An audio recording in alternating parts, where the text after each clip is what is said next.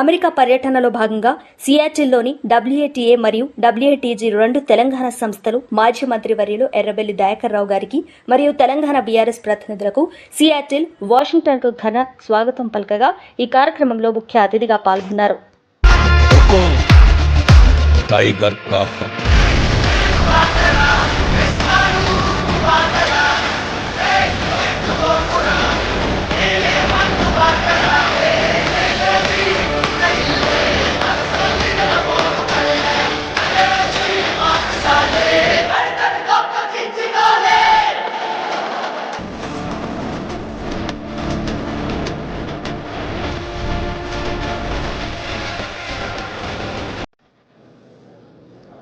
తెలంగాణ సాధించుకున్నాం.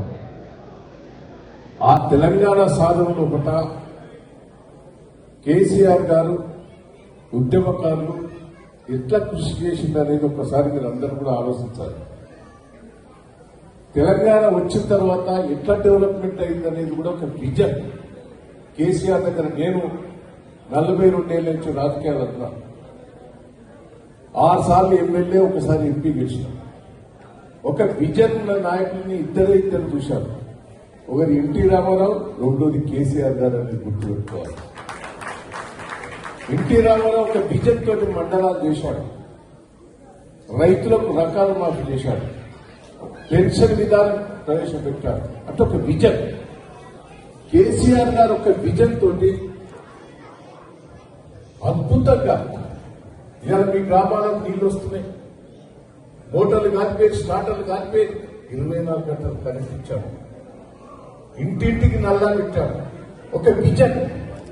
పేద ప్రజలకు ఏం చేయాలి, కళ్యాణం చేయాలి, పెన్షన్ చేయాలి అంటే ఒక విజన్ తోటి కేసీఆర్. ఓడిపోవటం అది వేరే. నేను కూడా ఓడిపోయినా. కానీ ఎందుకు ఓడిపోయినా అంటే 7 సార్లు ఇదేనా కొత్తలో తెచ్చుకుంటే ఏమవుతుందో జనం కూడా రియలైజ్ అవుతాం.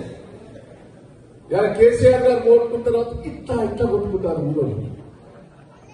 అంటే ఒక విజన్ ఉన్న నాయకుడు పోయాడు.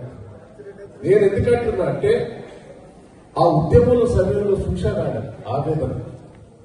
హాస్పిటల్ పట్టుకొని చావు, ఇక దగ్గరికి రేపటి వరకు రేపు తెలంగాణ డిక్లేర్ చేయకపోతే చనిపోయే పరిస్థితి. అంటే ఆయన ప్రాణాలకు తెగించి తెలంగాణ తెచ్చుకున్నాడు. చాలా మంది కాంగ్రెస్ పార్టీలు అంటారు నాతో, తెలంగాణ తెచ్చింది లేదు అంటారు. బిడ్డ తెలంగాణ తెచ్చింది నేను చెప్తాను. స్వాతంత్రం తెచ్చింది ఎవరురా? ఎవరే స్వాతంత్రం తెచ్చింది?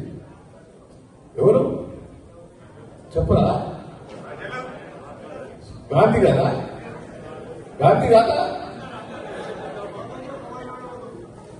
మన భారతదేశానికి స్వాతంత్రం తెచ్చింది ఎవరు? గాంధీ. బ్రిటిష్ తెచ్చిందా? బ్రిటిషర్ల పేరు చెప్తావా? భారతదేశానికి స్వాతంత్రం తెచ్చింది గాంధీ నాయకత్వంలో చేశాడు. కానీ బ్రిటిష్ వాళ్ళు తెచ్చిందంటవా? తెలంగాణకు స్వాతంత్రం తెచ్చింది కేసీఆర్. తెలంగాణ సాధించింది కేసీఆర్. కాంగ్రెస్ పార్టీ ఎక్కడ రేపు తెలంగాణ. దయచేసి నేను ఒక్కటే రిక్వెస్ట్ చేస్తున్నా, ఇక్కడ మనం ఓడిపోయినంత మాత్రాన పెద్ద ముచ్చుకుపోయేది ఏం లేదు. ప్రజలు గుర్తిస్తున్నారు. మనం బాగా చేశాం, చాలా బాగా సక్సెస్ చేశారు. దారస్లా ఇలా వంశీ గారి టీం కూడా ఏదో షోక్టం చెప్తారనుకున్నా కానీ బాగా చేసింది వాళ్ళ టీం. గట్టిగా తప్పకపోతుంటారు. నేను రాజేష్ కూడా దయచేసి మీరందరూ యూనిట్గా ఉండండి. ఎందుకంటే నేను తిరుగుతున్నా, నేను 35 ఏళ్ల బట్టి ఇక్కడికి వస్తున్నాను. ఇప్పుడున్నంత అవస్థ ఇప్పుడు లేదు. ఉద్యోగాలు దొరుకుతున్నాం, ఇబ్బందికరమైన పరిస్థితుల్లో చాలా మంది పిల్లలు. ఒక టీంగా ఉండండి. నిన్న డాలస్లో కూడా మీటింగ్ పెట్టాను. బాబాయ్ ఆటో ప్రెసిడెంట్ దయాకర్, మరి బిజినెస్ పీపుల్, వ్యాపారస్తులతో కూడా గట్టిగా ఉందని నిన్న కూడా పెట్టారు. వాళ్ళకు ఒకటి చెప్పాను, మీరందరూ మన తెలంగాణ నుంచి వచ్చిన పిల్లలను ఆగమాగమై కాదు, వాళ్ళ ఆవేదనతో ఉన్నారు. చిన్న సమస్యలు ఉన్నాయి. అది పరిష్కారం చేసుకోమనంటే ఒక టీంగా వాళ్ళు తయారు. నేను ఇక్కడ కూడా బిజినెస్ పీపుల్ చాలా మంది వచ్చారు, నాకు ఐటీ సంబంధంగా కానీ వేరే బిజినెస్ ఉన్నారు. నేను వాళ్ళందరినీ రిక్వెస్ట్ చేస్తున్నాం, వంశీ వాళ్ళతో కోఆర్డినేషన్ చేసుకొని ఈ ప్లేస్ లో మీ ప్లేస్ కానీ ఎవరు ఇబ్బంది కాకుండా చూసే ప్రయత్నం చేయవచ్చుగా నేను విజ్ఞప్తి చేస్తున్నాను. నేను అందరూ చెప్తున్నాను, మన తెలంగాణ పిల్లలు వాళ్ళ తల్లిదండ్రులు ఎంతో ఆవేదనతో ఉన్నారు. నా కొడుకు చదువుకున్నాడు, ఉద్యోగం దొరుకుతలేదు, ఇబ్బందికరమైన పరిస్థితి ఉన్నది, ఎంతో ఆవేదన తెలుపుతున్నారు. దయచేసి ఆ సూత్రాలను సెలెక్ట్ చేసి ఒక టీమ్ గా మన తెలంగాణ పిల్లలను కాపాడుకునే వ్యక్తి చేయాలని కూడా నేను కంపెనీకి సంబంధించిన వ్యాపారస్తులందరూ కూడా నేను రిక్వెస్ట్ చేస్తున్నా. ఇలా మంచి ప్రోగ్రాం పెట్టిన వంశీ టీంకు నేను ముఖ్యంగా నేను అందరికీ రిక్వెస్ట్ చేస్తున్నా, మీరు హైదరాబాద్కి వస్తే మాకు గర్వండి.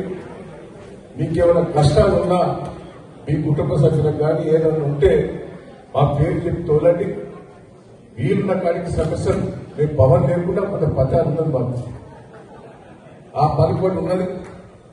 మీ కష్ట సుఖాలను పాల్గొంచుకుంటామని కూడా ఈ సందర్భంగా తెలియజేస్తూ అవకాశం ఇచ్చిన మీ అందరికీ కూడా పేరు పేరు ధన్యవాదాలు.